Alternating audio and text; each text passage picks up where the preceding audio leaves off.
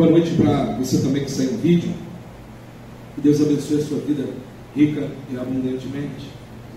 Hoje nós vamos estar na palavra do Senhor, que está no livro de Eclesiastes, capítulo 7, do verso 1 ao verso 14.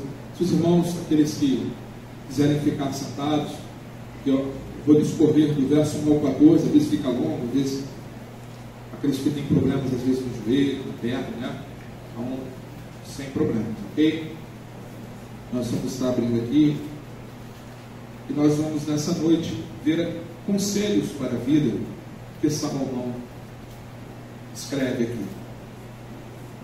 Até o título da Sociedade Bíblica do Brasil: a sabedoria é a tolice. Todos se encontraram, amém? Eclesiastes 7, versículo 1 ao 14. Diz assim o texto: a boa fama é melhor do que um bom perfume, e o dia da morte é melhor do que o dia do nascimento. Melhor ir à casa onde há luto do que ir à casa onde há banquete, pois naquela se vê o fim de todas as pessoas, e que os vivos o tomem em consideração.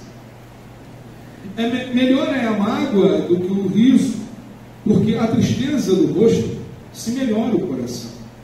O coração dos sábios está na casa do luto, mas a dos insensatos na casa da alegria. Melhor é ouvir a repreensão do sábio do que ouvir a canção dos tolos, pois como o crepitar dos espinhos debaixo de uma panela, assim é a risada dos tolos também. Isto é vaidade. Certamente a opressão faz do sábio um tolo, e o suborno corrompe o coração. Melhor é o fim das coisas do que o seu princípio. A paciência é melhor do que a arrogância. Não se apresse em ficar irado, porque a ira se abriga no íntimo dos tolos. Nunca pergunte por que os dias passados foram melhores do que o de agora, pois não é sábio fazer essa pergunta. Boa é a sabedoria, havendo herança, ela é proveitosa para os que veem o sol. A sabedoria protege do mesmo modo que o dinheiro, mas a vantagem da sabedoria é que ela dá vida a quem a possui. Observe as obras de Deus, pois quem poderá endireitar o que ele fez tudo? No dia da prosperidade, seja feliz, mas no dia da adversidade, considere que Deus fez tanto este como aquele, para que o ser humano não descubra nada do que há de vir depois dele. Até aí, irmãos, oremos. Santo Deus, Pai querido e amado, mais uma noite te peço a tomar a minha vida em tuas mãos, o meu intelecto, os meus sentimentos, que tudo que venha a ser proferido aqui nesta noite venha do teu coração para os nossos corações. Te pedimos, Senhor, que o Senhor ilumine as nossas mentes, para que possamos compreender tudo aquilo que o Senhor quer ministrar a cada um de nós, e que esta palavra encontre um terreno fértil em nossos corações, para que possamos propagar esta palavra, essa mesma palavra a outras pessoas que estão necessitando de ouvir. Usa-nos, Espírito de Deus, nós te pedimos. Então, os nossos irmãos que estão no Brasil, no mundo afora, pregando tua palavra, alguns sendo martirizados, outros perseguidos, que o Senhor continue sustentando com as suas mãos poderosas, mantendo o Senhor, e que o seu santo evangelho continue se propagando aos quatro cantos desta terra. É o que nós te pedimos, em nome do seu Filho amado, nosso Senhor Jesus Cristo.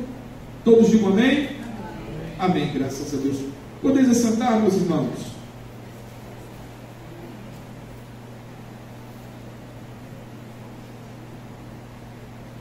Nos primeiros 6 capítulos, Salomão compartilhou conosco a sua jornada em busca de significado. Sua busca por um significado, ele fala no capítulo 1, do verso 1 ao verso 24. Suas observações ao longo dessa busca, ele fala no capítulo 3, dos versos 1 ao 6 e no verso 12. Ele repetiu suas conclusões várias vezes. A vida debaixo do sol é vaidade. em Eclesiastes capítulo 1, versículo 2 ao 14, e no capítulo 2, versículo 11. No entanto, há algo de bom que se pode fazer, desde que seja abençoado por Deus. Além disso, ao relatar as suas experiências e observações, ele compartilhou conselhos para viver a vida debaixo do sol, destacando o valor da amizade em Eclesiastes capítulo 9, versos 9 ao 12. A abordagem correta para se aproximar de Deus em adoração, em Eclesiastes capítulo 5, versículo 1. Nos seus 6 capítulos restantes, o pregador continua a oferecer conselhos por meio de uma combinação de provérbios e narrativa, transmitindo a sabedoria para aproveitar ao máximo a vida debaixo do sol. Ou seja, enquanto reconhece a vaidade da vida nesse contexto, ele explora como devemos viver.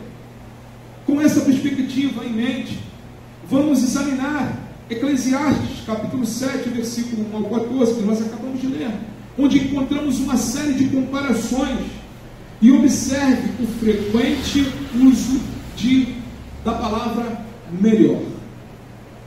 O pregador, quer dizer o livro de Eclesiastes, o livro do pregador, deseja que entendamos que honra é melhor do que luxo. Olha o que ele diz aqui no capítulo 7, na parte primeira do verso 1. Ele fala o seguinte: a boa fama é melhor do que o perfume. Amados, o que Salomão está querendo nos passar aqui? Ele está querendo dizer que um bom nome é melhor do que o luxo. Um bom nome é melhor do que a riqueza. E esse é um homem que pode falar isso de cadeira, né?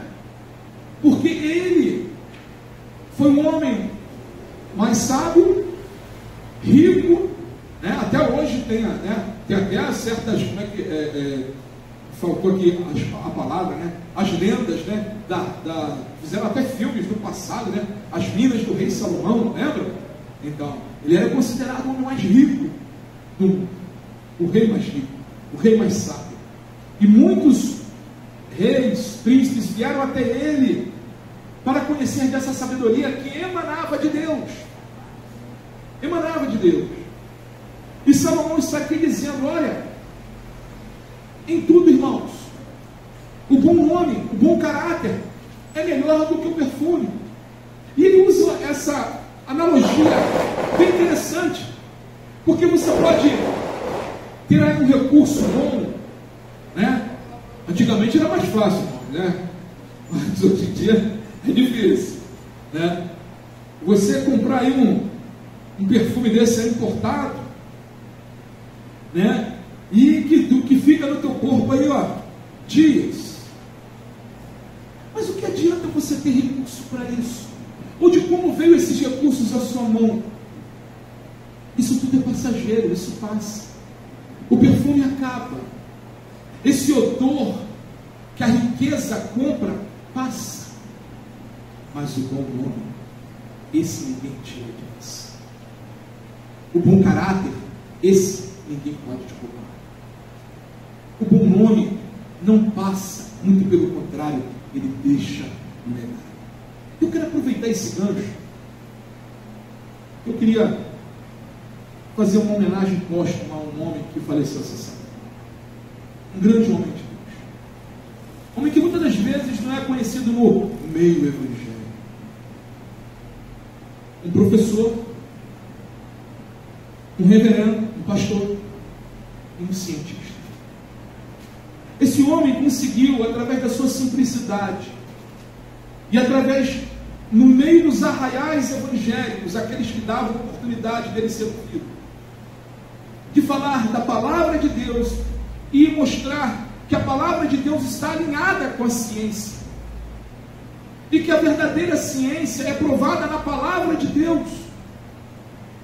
Reverendo professor Adalto Lopes.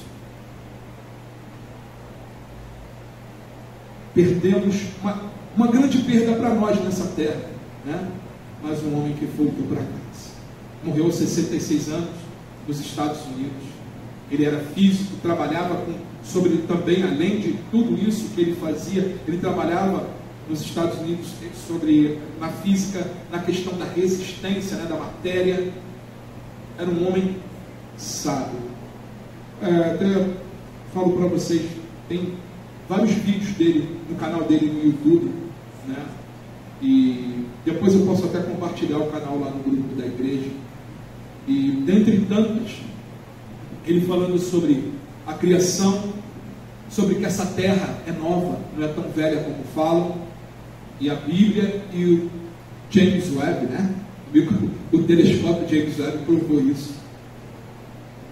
E os cientistas, né, estão aí nesse mundo, e Deus recolheu esse homem.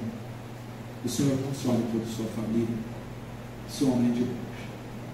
Por que eu trouxe, e lembrei também do professor Adalto? Porque é o bom nome, irmãos. O bom nome fica. Vários homens e teólogos nas redes sociais fizeram sua homenagem a esse homem. E até eu vim descobrir depois que ele é autor da canção do grupo Logos. Eu não vou saber cantar a canção toda, mas o nome da canção é Mão no Arado, que quer dizer: aquele que colocou a mão no arado não pode olhar para trás. Não vou lembrar da canção toda, se eu tivesse a letra aqui, eu passava para os irmãos. Foi um homem usado por Deus.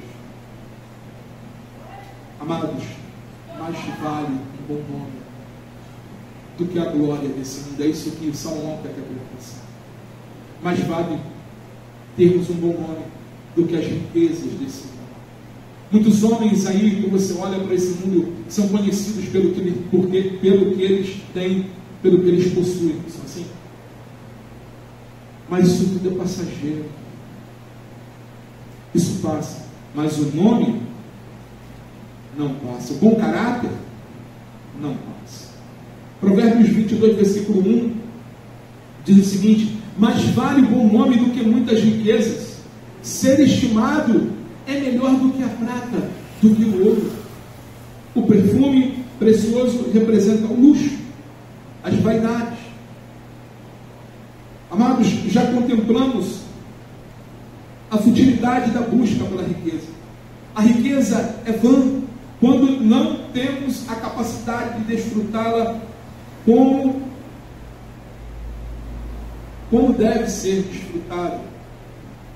Muitas das vezes a riqueza corrompe o homem e ele se desvirtua do caminho do Senhor.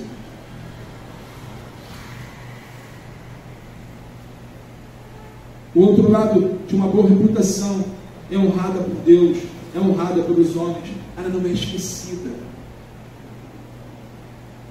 Quando nós olhamos em Hebreus 11, o que nós vemos ali, irmãos? Ali não são homens perfeitos, amém? Mas Hebreus 11 está lá escrito, é chamada até a galeria da fé, né? Ali diz Abraão pela fé, Noé pela fé, Davi pela fé, Raabe pela fé. São pessoas que mudaram o seu nome. Veja, Raabe era uma prostituta, e por ali acreditar em Deus e abrigar o povo, os espias ali do povo de Deus, Deus move aquela mulher, aquela mulher se torna povo de Deus. E olha, quando vocês vão lá em Mateus capítulo 1, olha como Deus é tremendo, irmãos. Como é que o bom nome, Deus honra o caráter. Quando nós vamos lá em Mateus capítulo 1, Mateus discorre a genealogia do nosso Senhor Jesus Cristo. E sabe quem está lá na genealogia do nosso Senhor Jesus Cristo? Raabe.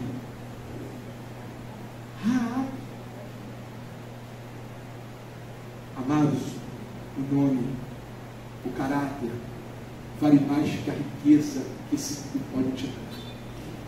Porque isso aí é passageiro. Mas o teu nome, o teu caráter, um cristão verdadeiro e genuíno, nada pode apagar. Nada e ninguém pode apagar os nossos nomes, perdão, principalmente de um lugar que está em Lucas capítulo 10, versículo 20. No entanto, alegre-se, não porque os espíritos se submetem a vocês, e sim porque o nome de cada um de vocês está registrado no céu. Jesus aqui, os discípulos, no contexto desse verso, os discípulos estavam voltando alegres porque eles estavam maravilhados, pessoas eram curadas, os demônios se submetiam a eles quando Jesus os enviou. E ali eles primeiro, sem mestre, tudo aquilo acontecendo, e eles maravilhados. Mas Jesus fala para eles: olha, o principal não é porque os demônios se submetem a vocês, não é porque através de mim vocês fizeram esses milagres, não, mas vocês devem se alegrar sobremaneira, porque o nome de vocês está escrito no livro da vida. E de lá, irmãos, ninguém apaga. Ninguém apaga. Portanto, o tempo que temos nessa vida é mais bem empregado construindo uma boa reputação para nós mesmos do que acumulando riquezas. Em seguida, o pregador ele compartilha uma revelação que pode ser para alguns até chocante. Mas lembre-se, irmãos, que nós estamos aqui lendo o livro escrito pelo homem mais sábio que pisou neste mundo. Essa sabedoria veio de Deus. Então, Salomão aqui, ele vem pela parte B, e olha o que ele faz a gente pensar.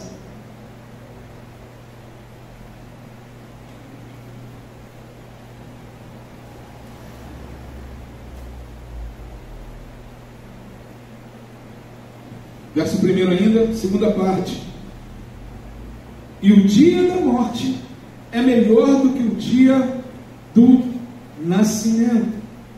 O dia da morte é melhor do que o dia do nascimento. Aí a gente às vezes, para pensar assim: por que Salomão falou sobre isso? Quando nasce uma criança, um bebê, é uma festa em casa, né? Mas quando há um momento de um sepultamento, é triste, é doloroso. Mas por que Salomão está falando que o dia do nascimento, o dia da morte é melhor do que o dia do nascimento? Isso implica que o dia da morte de alguém é mais vantajoso do que o dia em que alguém nasceu. No entanto, essa afirmação pressupõe que a pessoa tenha conquistado um bom nome ao longo de sua vida. E como isso é possível? O dia do nascimento marca o início de muitas tristezas. Nós nascemos, amém? Quantas tristezas nós já passamos desde da nossa infância, desde que nós entendemos, né, até os dias de hoje? Se você enumerar, é muita coisa, não é, irmãos?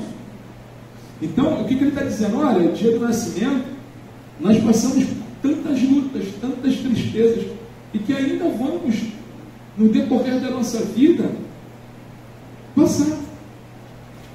Como Jó observou e até amaldiçoou o dia do nascimento dele. Lá em Jó, capítulo 14, do versículo 1 ao versículo 3, ele está ali amaldiçoando o dia da sua vida, diante de tanta tristeza que ele estava passando, diante de tanta coisa que ele estava vivendo. Assim como Jeremias também amaldiçoou o dia em que ele nasceu, porque ele estava passando um momento tão difícil, em Jeremias capítulo 20, que ele fala assim: olha, maldito o homem que deu a notícia ao meu pai que eu nasci. Era esse ponto que Jeremias estava.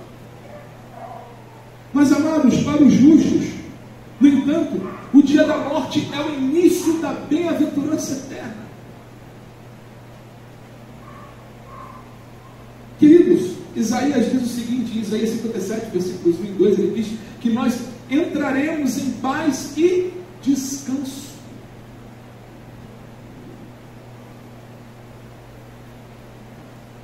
Filipenses capítulo 1, verso 21 e 22 diz: estarão com o Senhor. São abençoados por descansarem de seus trabalhos terrenos. Lembra o que Jesus fala? Aqueles que são dele, ele vai falar o seguinte: entra no deleite do teu Senhor. Servo meu, entra no deleite do teu Senhor. Ao refletir sobre o dia da morte de alguém, naturalmente, nós nos encaminhamos para o próximo conselho. E o que só para contextualizarmos aqui essa situação, quando nós chegou a esse momento, irmãos, da morte, nós já vivenciamos tudo. O cristão já passou por tudo que tinha que passar. E ele, com um bom nome, que é o contexto, ele está deixando um legado para este mundo. Nós deixaremos um legado para este mundo. Amém, igreja? Por isso que o dia da morte, Salomão está aqui trazendo, é melhor do que o dia do nascimento. Ou seja, quando tudo isso aqui acabar, nós vamos estar com o Senhor, desfrutando da eternidade. E Salomão aqui, ele continua, e ele vai aqui nos versos 2 ao verso 6.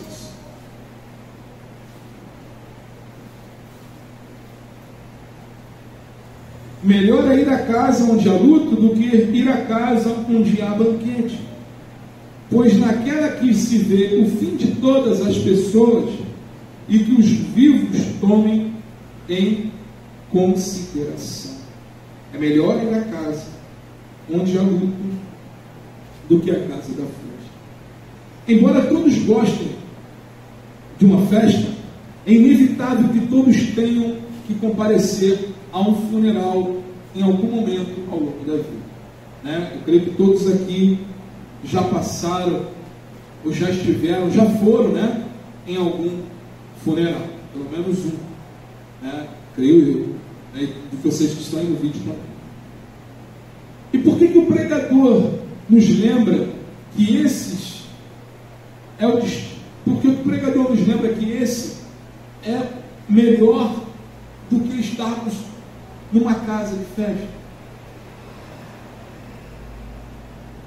Amados, aonde na casa do luto há sabedoria. Ali nós olhamos e ele fala que considere. Nós vemos que a nossa vida é uma jornada e nos faz refletir. O melhor momento, muitos dizem isso, o melhor momento para você evangelizar, e onde as pessoas estão ali com a sua mente, é no sepultamento, é no momento ali, onde a pessoa vê que, lembra que o fim, um dia, é o fim de todos nós, ninguém estamos aqui, para semente, se o Senhor não voltar antes, mas ele fala que ali as pessoas estão ali pensando, olha, um dia cada um de nós iremos passar por essa situação. Então as pessoas estão abertas às coisas espirituais, estão abertas a ouvir a palavra de Deus. É o destino de todos nós, irmãos. A vida debaixo do sol é verdade, a vida debaixo do sol ela é temporária. Todos devem enfrentar a morte. E o que se segue, como mencionado em Hebreus capítulo 9, versículo 27, o escritor aos Hebreus diz o seguinte: e assim como aos homens está ordenado a morrerem uma só vez, vindo depois disso o juízo, nós vamos, no dia que fecharmos os nossos olhos, nós vamos dar de cara com o nosso Senhor. A experiência de comparecer em um funeral nos confronta com a brevidade da vida e a certeza da morte, incentivando-nos a nos preparar para ela. A tristeza é melhor que isso. Salomão explica que a tristeza, mesmo em um funeral, pode ter um impacto positivo no coração. Um dos exemplos, quando você está num momento fúnebre, onde você está ali sepultando um ente querido, você vê do seu lado pessoas amigas. Você vê do seu lado pessoas que muitas das vezes estão se compadecendo da sua dor. Muitas das vezes as pessoas não sabem nem o que te dizer, mas estão ali para te dar um abraço. Ou mesmo que elas não puderam estar ali, mas elas te ligam, falam com você, querem ouvir a sua voz porque estão preocupadas com você. Na festa é diferente. Na festa você não sabe se a pessoa está ali por causa dos refrigerantes, dos salgadinhos, do bolo, né? Do momento ali de... Você não sabe.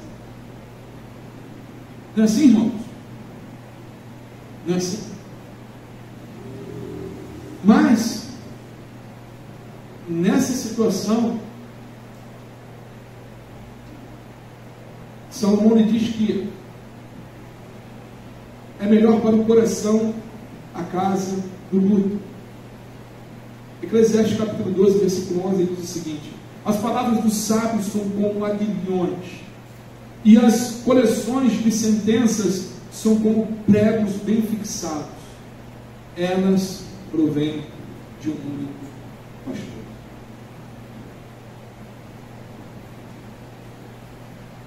Nosso Senhor. Enquanto o riso oferece um escape momentâneo, a tristeza leva a contemplar as mudanças positivas. Quando muitas das vezes olhamos uma circunstância, principalmente na morte de um justo, como nós acabamos de fazer há pouco agora, lembramos das coisas boas que aquela pessoa fez, de como viveu, de como impactou as nossas vidas. E eu queria também, por experiência própria, caso você esteja passando por um momento de luto, lembre-se do seu ente querido das formas agradáveis. Lembre-se dos momentos de alegria. Compartilhe. Sabe, não é porque a pessoa partiu que ela tem que ser apagada da sua memória, não. Compartilhe os momentos bons com outros parentes.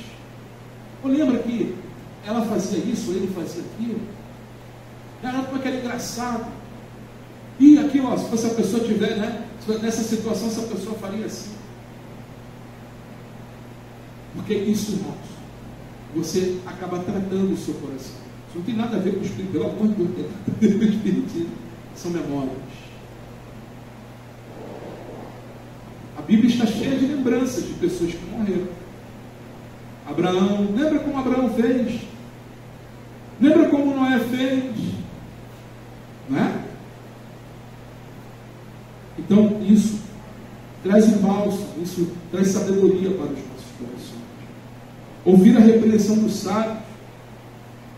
É melhor ouvir a repreensão dos sábios do que o cântico dos tolos. Salomão ele fala aqui, ó. E isso tem muito a ver com festa, né? Versículo 4, ele fala: o coração dos sábios está na casa do luto, mas dos insensatos na casa da alegria. Aí ele fala no verso 5: melhor é ouvir a repreensão do sábio do que ouvir a canção dos tolos. Em um funeral é provável que se ouça a repreensão dos sábios, enquanto numa festa canção dos tolos. Em um funeral é provável que tenha um homem de Deus que esteja ali falando do Evangelho, falando de como aquela pessoa foi alcançada por Cristo Jesus, e de como as nossas vidas e como aqueles possam ser alcançados por Cristo. É melhor estar ouvindo a palavra de Deus, irmãos, do que os cânticos todos desse mundo. Porque esse mundo, irmãos, Tinha cânticos de sereia, se lembra da mitologia? Os cânticos de sereia que encantavam os marinheiros, e quando eles pulavam na água, eles eram devorados. Aí tem essa parábola, o cântico da sereia. Aí a pessoa fica ali iludida com aquilo, e de repente, o inimigo das nossas almas já. O pregador compara o riso dos tolos ao crepitar dos espinhos no fogo, destacando sua enfermidade e futilidade. Futilidade. Embora a inserção do provérbio, do versículo 7, passe a parecer um tanto desconexa ao ponto claro, mas no entanto, a próxima comparação afirma. Versículo 7, para nós lermos só para acompanharmos, e posteriormente vamos ler o 8.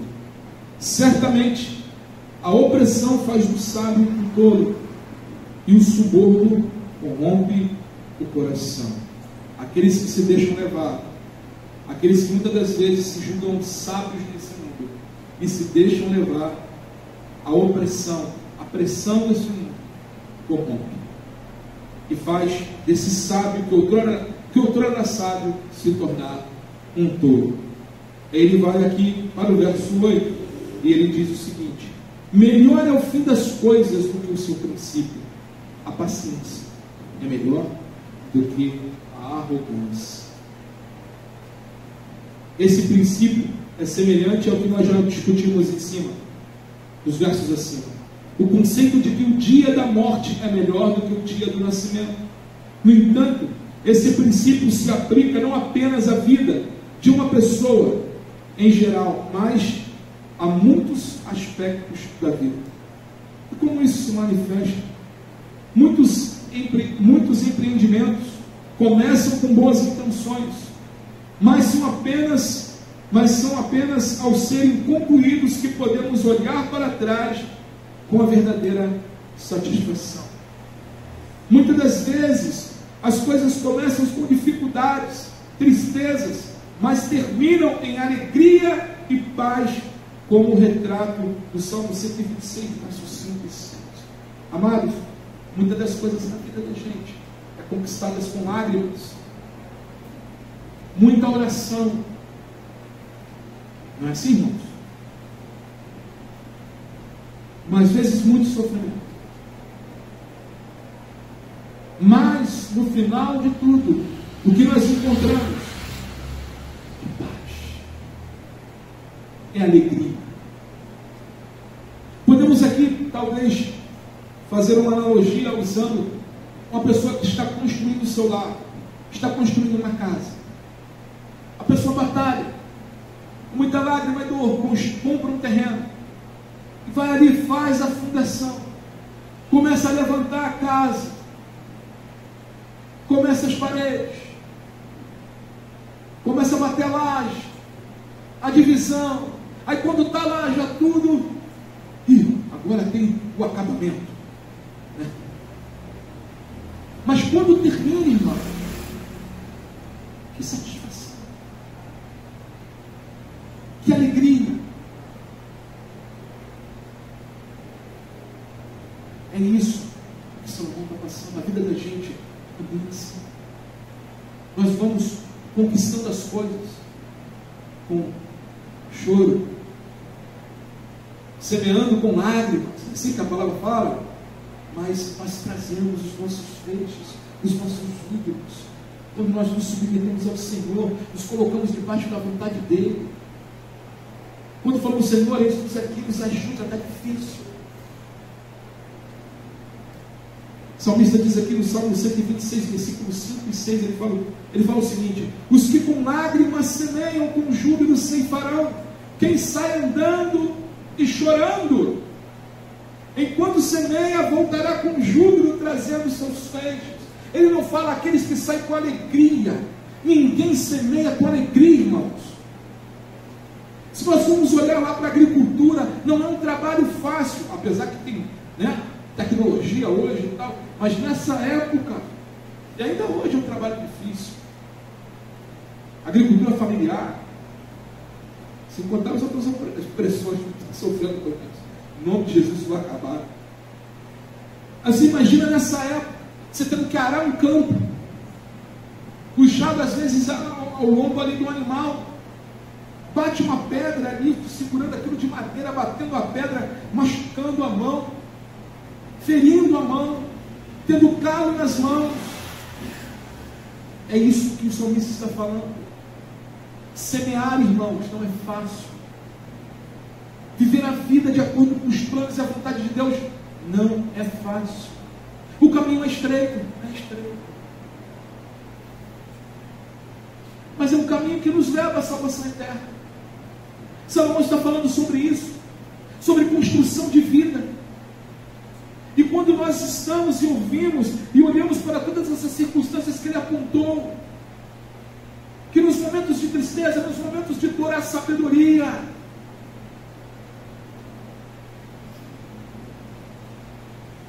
Que aquele que planta com lágrimas é aquele que vai ceifar com júbilos.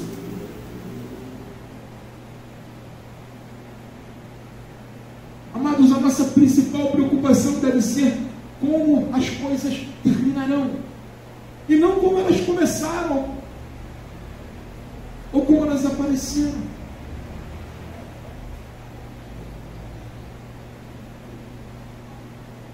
Continue perseverando. Continue perseverando. Salomão, ele continua aqui nos dizendo que a paciência é melhor do que o orgulho.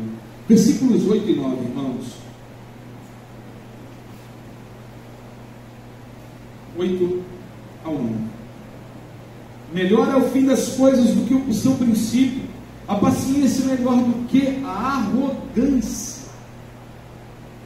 No versículo 9 ele diz: não se apresse em ficar irado, porque a ira se abriga no íntimo dos tolos.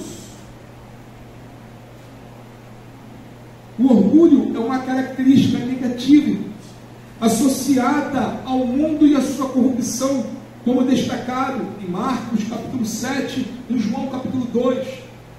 A palavra diz que aquele que é orgulhoso, aquele que é soberbo, o Senhor o rejeita. Por outro lado, a paciência é uma virtude a ser cultivada pelos seguidores de Deus, como indicado em 1 Timóteo capítulo 6, versículo 11, que diz: mas vocês, homens de Deus, fuja de tudo isso, siga a justiça, a piedade, a fé, o amor, a perseverança e a mansidão. Tito, capítulo 2, versículo 2. Quanto aos homens idosos, que sejam moderadores, respeitáveis, sensatos, sadios na fé, no amor e na perseverança. Porque a paciência é superior. O orgulho geralmente leva à discórdia e à ruína, como afirmado em Provérbios 13, 10 e Provérbios capítulo 16. Você lê em casa o versículo 18. Eu me lembro aqui no final do ano, teve um vídeo aí que viralizou na internet, lá no Rio, os caras, uma briga de trânsito lá, os caras querendo um bater no outro, já aparece um cidadão lá vestido de Papai Noel. E o cidadão ali, vendo aquela briga, ele devia estar indo fazer alguma coisa, algum shopping, alguma coisa assim no trabalho, parou ali, pegou um panetone ali para cá, parou a briga e tal, conversou com eles ali, aí deu um panetone para um lá, um panetone para outro, alguma coisa que ele deu lá, acho que era um panetone, para um para outro, acabou a briga, os caras entraram no carro, acabou, resolveu tudo. O que é isso? Aquele homem ali estava usando de sabedoria. Porque muitas das vezes, quando acontece isso, irmãos, as pessoas começam a atacar fogo, lenha na fogueira, vai, né? E ele não, ele foi ao contrário. Calma, gente, que vai brigar por uma besteira. ira. Vocês resolvem isso. Eu se sentem seguro, se for o caso, resolve. Eu acho que não era nem batida. Era um fechou o outro e queriam ali brigar. E poderia isso ter levado até, né, irmãos, como nós temos muitos relatos, às vezes aí, né, de morte no trânsito, agressividade. Então, amados, como diz aqui no versículo 9, não se apresse em ficar irado, porque a ira se abriga no íntimo dos tolos. E nós não somos tolos, amém, irmãos? A palavra diz que nós somos cristãos, filhos de Deus, e o filho de Deus ele não é tolo. Então, seja manso, continue sendo manso, continue sendo humilde de coração, porque nós muitas das vezes não precisamos de nos justificar, porque nós temos um justificador. E Ele justifica. Ele é o nosso Deus. A paciência é um sinal de sabedoria crucial para a salvação, assim como ensinado em Provérbios capítulo 14, versículo 29, Romanos 2, 7, Hebreus 10, 36. Eu estou adiantando, irmãos, não coloquei e vou ler esses versos, por quê? Senão não vai dar tempo de eu terminar. Né? Então, por isso que eu estou... Você anota, lê em casa no vídeo também, está mais fácil da pauta, né? Consegue anotar aí e ler.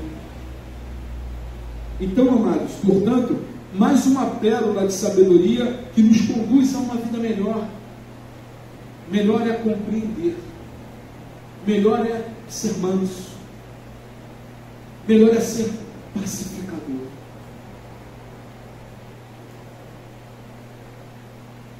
Tem outro que ele fala, Eclesiastes capítulo 7, versículo 10.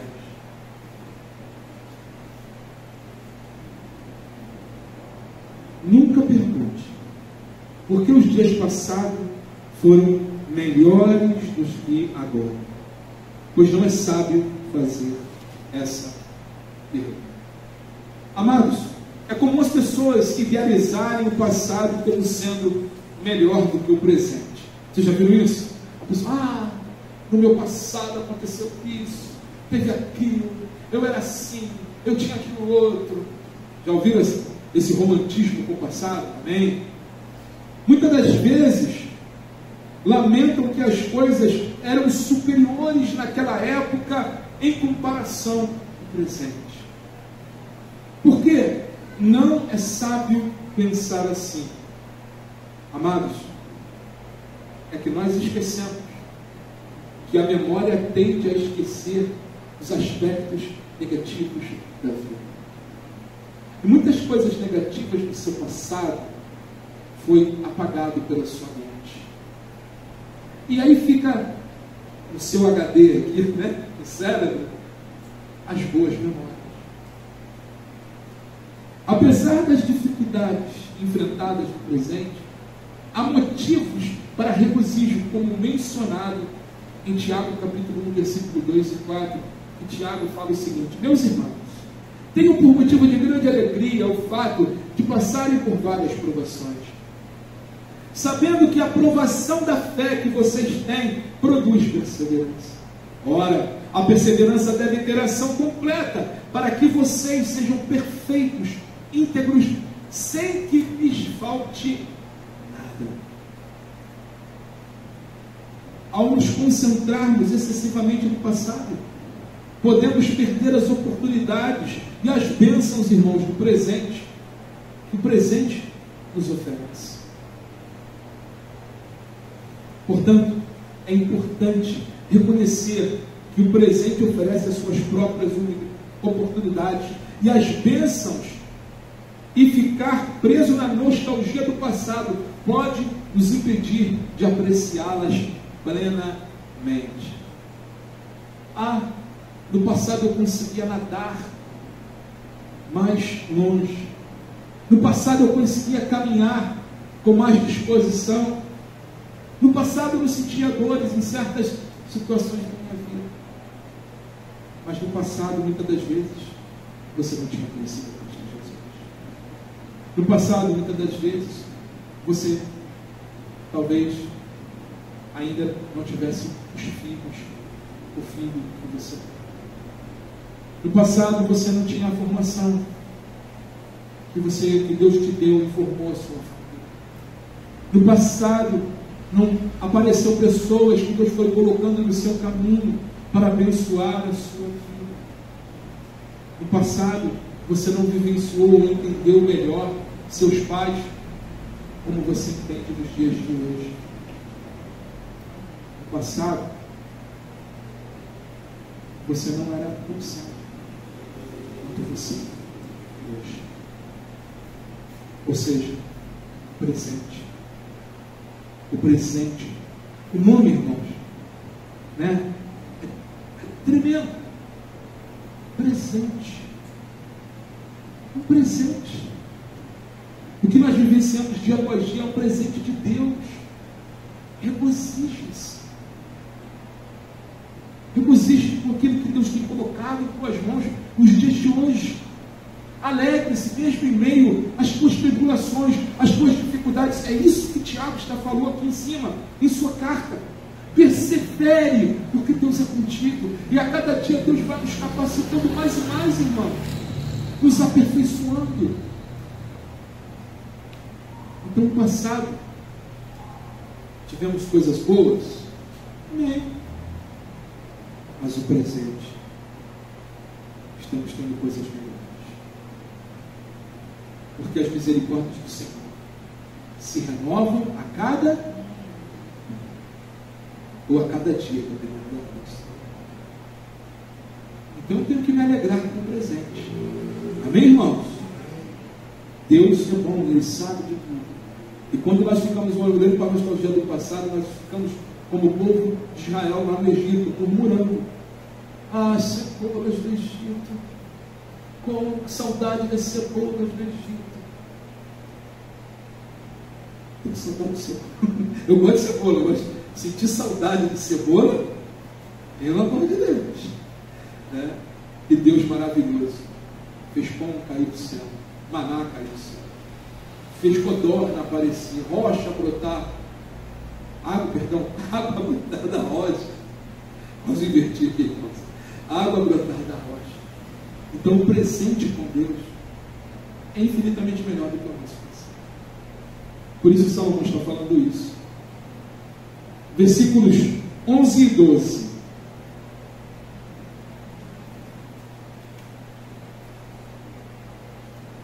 Boa é a sabedoria, havendo herança, ela é proveitosa para os que veem o sol. A sabedoria protege do mesmo modo que o dinheiro, mas a vantagem da sabedoria é que ela dá vida a quem a possui. As riquezas têm suas vantagens, concorda? Amém? O dinheiro pode oferecer uma forma de segurança na vida, como indicado aqui em Eclesiastes capítulo 7, versículo 12. Também Provérbios capítulo 10, versículo 15, diz o seguinte: os bens do rico são a sua fortaleza. O que leva os pobres à sua ruína é a pobreza. O dinheiro pode atrair muitos amigos, conforme mencionados em Provérbios capítulo 14, versículo 20. O pobre é odiado até pelo seu vizinho, mas o rico tem muitos amigos. Amados, o pobre é odiado até pelo seu vizinho, mas os ricos, eles têm muitos amigos. Quando nós olhamos e paramos e vemos esse provérbio, a gente vê, né, às vezes você olha assim, tem certos condomínios, né, da alta sociedade aí, onde não tem nem muro, né? São condomínios que não tem nem muro. E tem outros condomínios aí, né, dos pobres, que botam os muros lá em cima, né? Até para... é uma coisa... Mas o que Salomão está querendo dizer, irmãos? A sabedoria é superior a qualquer riqueza. Embora as riquezas possam nos proporcionar a sensação de segurança, né? Aqueles que têm afortunados, têm bastante recursos, podem contratar um bom plano de saúde, né? Eu me lembro que a Fernanda trabalhou na mesma empresa que dava direito a um plano de saúde da Bradesco, lá em cima, né? O plano. Eu fui me consultar num cardiologista lá. Irmãos, só faltaram botar aquele tapete vermelho. Então, a riqueza, ela te traz certas seguranças, como um bom plano de saúde, uma boa casa, um bom seguro, né? E todas essas circunstâncias. Só que tudo isso é perecível. Todas essas coisas passam. Não oferecem proteção no dia. Se chegar a nossa hora, o rico pode ter o melhor plano de saúde que ele possa pagar com o seu dinheiro. Pode ir naqueles hospitais bambambãs lá de São Paulo, né? O Albert Einstein, né? O Hospital das Clínicas. Se o Senhor bater o martelo, não tem jeito. Então a riqueza pode trazer conforto? Pode. Pode trazer momentos de alegria? Mais ou menos. Pode trazer amigos? Lembram do filho pródigo? Quantos amigos trouxe para ele?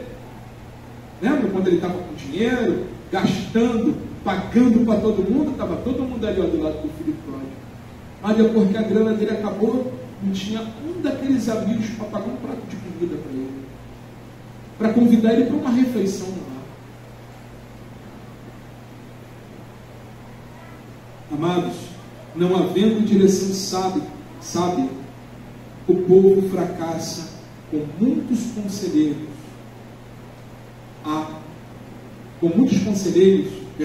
Não havendo direção sábia, o povo fracassa. Com muitos conselheiros, há segurança. Provérbios 11, versículo 14. Na verdade, quando nós estamos aconselhados pelo Senhor, quando nós estamos buscando a Deus, quando nós estamos pautados na palavra do Senhor, há mais segurança do que qualquer homem e mulher com a conta bancária, né, lá em cima. Na verdade, a presença de riqueza muitas das vezes complica as situações, como em disputa entre cônjuges, ou parceiros, ou negócios pela posse do dinheiro. A Bíblia fala, irmãos, que o dinheiro é a raiz de todos os males. Basta ver alguém com muitas posses fechar o olho e já começa a briga, né? Já começa aquele, quero isso, aquilo ali é meu, aí então discorre, vai ter que ir para a justiça, aquela coisa toda. É triste, né, irmãos? É triste. Tem situações que até no próprio sepultamento o pessoal já está pegando a coisa de casa, aquela da pessoa. Lamentável. Mas, irmãos, quando há sabedoria, quando há prudência, todas as coisas é resolvidas em paz, em tranquilidade.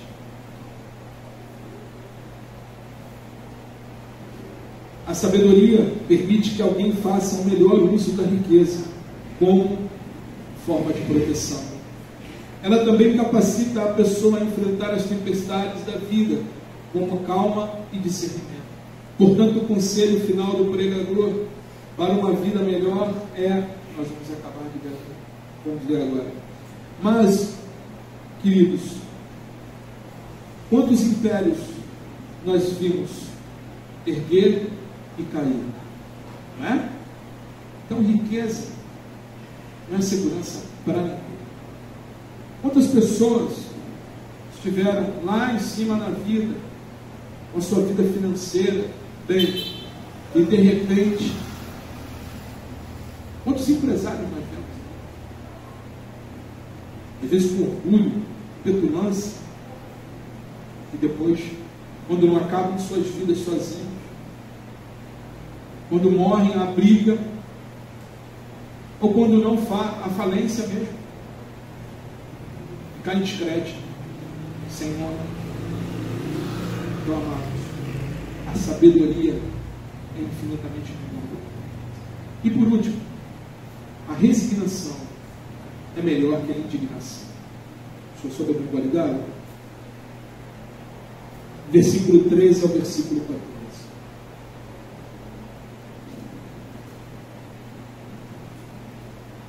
Observe as obras de Deus Pois quem poderá endireitar o que ele fez duro?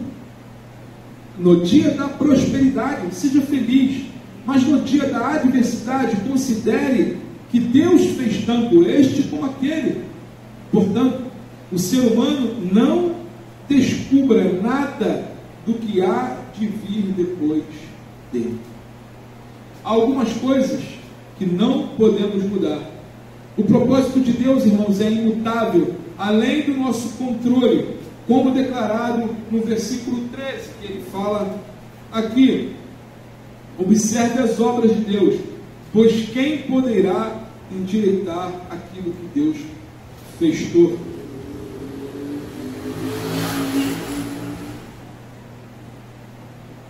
Esse propósito divino abrange tanto os dias de prosperidade quanto os dias de adversidade, como evidenciado aqui no versículo 14. Mas como devemos lidar com isso? Devemos desfrutar dos dias de prosperidade, reconhecendo-os como dádivas de Deus. Há momentos que a nossa vida está ali, as coisas tudo bem, as coisas, tudo que você está fazendo, né? Céu de brigadeiro, não tem dúvida, não tem tempestade, você está voando, que é uma maravilha. Então o que você deve fazer nesses momentos?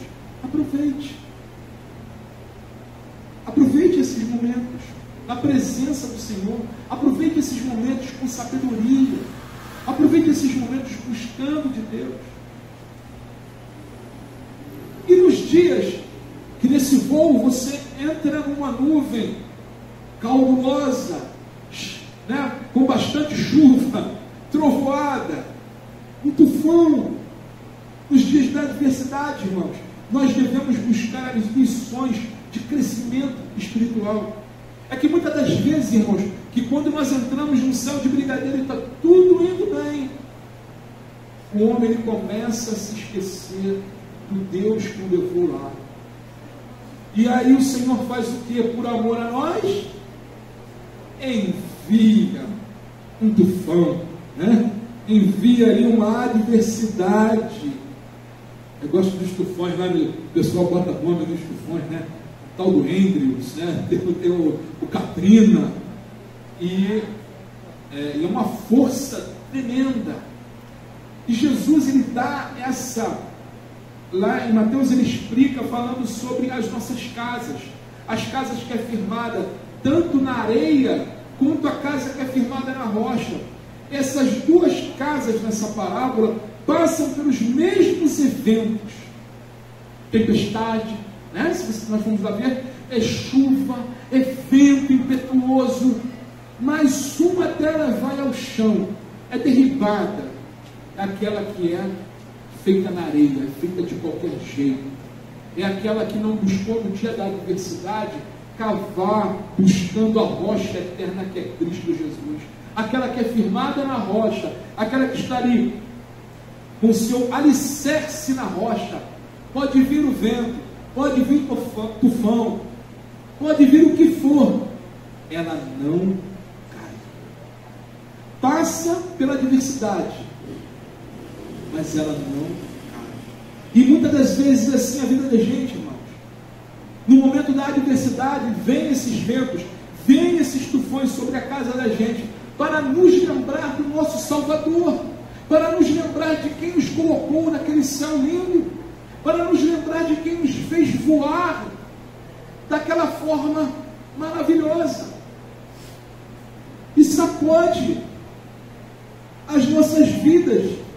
Então nós temos que, no momento da adversidade, se porventura você está passando por um momento assim, tire lições disso, busque a Deus com mais intensidade, porque é dessa forma que Deus está se revelando a você, é dessa forma que Deus está chamando a tua atenção, é dessa forma que o Senhor te chama para esses princípios de sabedoria, para que você venha andar com Ele em espírito e em verdade, não iludido pelos seus conceitos, não andando de acordo com a música desse mundo, com a música dos tolos, mas andando sim de acordo com os conselhos sábios do Senhor que está em sua palavra.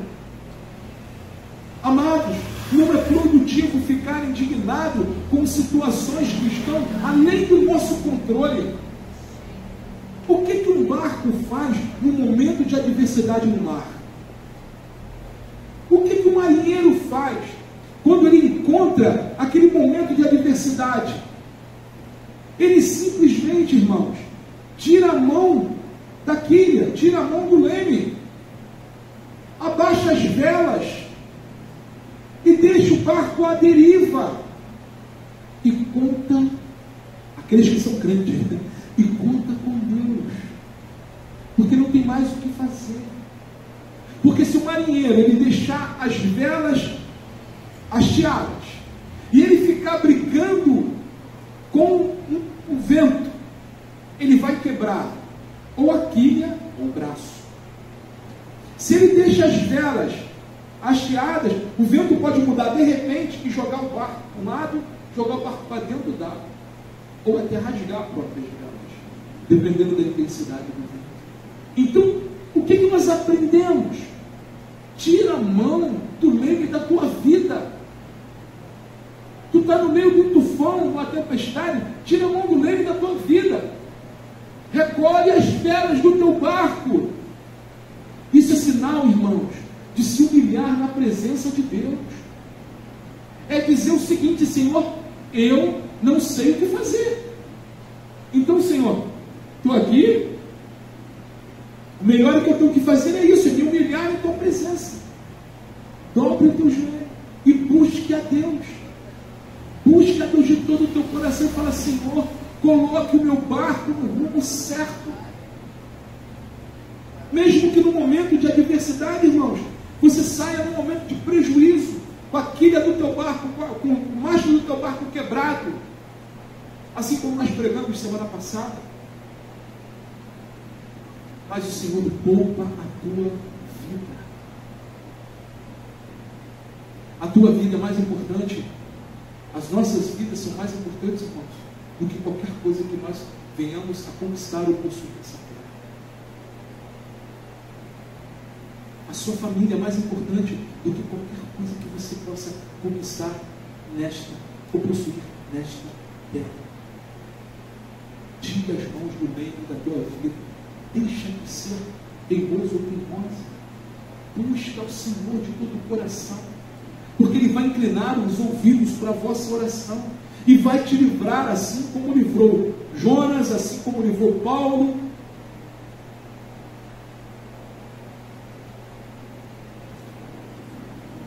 Versículo 14: no dia da prosperidade seja feliz, curta, eu creio em miúdos. No dia da adversidade, considere que Deus fez tanto o dia da prosperidade como da adversidade, para que o ser humano não descubra nada do que há de vir depois dele. Ele fecha no verso 15 falando o seguinte: tudo isso vi nos dias da minha vaidade, há justos que perecem a sua justiça, e há ímpios que prolongam os seus dias na sua maldade. Não seja demasiadamente justo, nem exageradamente sábio, porque você desfrutará a si mesmo. Não seja demasiadamente perverso, nem tolo, porque você morreria antes da sua hora. Bom é que você retenha isto, e também não abra mão daquilo, pois quem teme a Deus sai ileso de tudo isso. O temor ao Senhor é o princípio da sabedoria. Para concluirmos, irmãos, o pregador ensinou lições valiosas para as nossas vidas. Honrar é preferível, a honra, o nome é preferível ao luxo. O dia da morte supera o dia do nascimento. Um funeral pode superar uma festa. O fim de algo é melhor do que o seu começo, porque a conclusão você concluiu, nós concluímos. A paciência é mais valiosa que o orgulho. O presente deve ser mais apreciado que o passado. A sabedoria é mais preciosa que a riqueza, e a resignação supera a indiferença. condenação. Se alegre nos momentos bons da vida e ore e peça sabedoria ao Senhor nos dias da adversidade. Se alguma dessas lições que nós acabamos de ler aqui parecem estranhas, lembre-se de que elas vêm de alguém que experimentou todas as facetas da vida e reconheceu que a falta de significado debaixo do sonho. Oferece conselhos embasados em sua sabedoria e inspiração. Dá esses conselhos para que possamos aproveitar ao máximo o nosso tempo na terra. Devemos, portanto, estar dispostos a aceitar e nos beneficiar desses conselhos, ou aprendermos da maneira mais difícil, muitas das vezes tarde demais para agir. Quem tem ouvidos, ouça para ouvir. Amados, deixe o Senhor direcionar as suas vidas. Deixe os conselhos da palavra de Deus entrar em vossos corações. E assim, você vai ver o quão frutífero você vai continuar sendo, ou você será. Amém, igreja? Vamos orar para encerrar nosso culto e os irmãos logo depois vão estar aqui servindo a ceia do Senhor. Santo Deus, Pai querido e amado, glorioso é o teu santo nome. Senhor, te pedimos, tomai as nossas vidas em tuas mãos. Perdoai os nossos pecados. Ajuda-nos, Senhor, a colocar em prática em nossas vidas todos esses conselhos da tua santa palavra. Pai, ajuda-nos através do teu Espírito a todo momento reconhecer que o Senhor é o dono da sabedoria. Derrame sobre cada mente e coração aqui nesta noite, ó Deus, e de todos aqueles que estão vendo esse vídeo, da tua santa sabedoria, para que possamos em todo momento, Senhor, discernir as coisas más e as coisas boas. Que possamos a todo momento, Senhor, nos alegrar, tanto em momentos difíceis como em momentos alegres. E que possamos aproveitar todos os nossos momentos neste mundo, nesta vida, segundo a tua palavra. Continua nos ajudando, Pai, a submeter os nossos corações à tua santa boa vontade. Continua nos direcionando, Senhor, para o caminho eterno, para vivermos na eternidade contigo. É o que nós pedimos e agradecemos por tudo que o Senhor tem feito. O Senhor também continue abençoando todas as pessoas que estão vendo esse vídeo. Que o Senhor derrame sabedoria sobre a vida de cada um. E que o Senhor continue movendo os seus corações para um verdadeiro encontro com o Senhor. É o que nós pedimos e lhe agradecemos como igreja. Em nome de Jesus, todos digam amém? Amém, graças a Deus. Que Deus abençoe a todos, irmãos. Vamos estar nos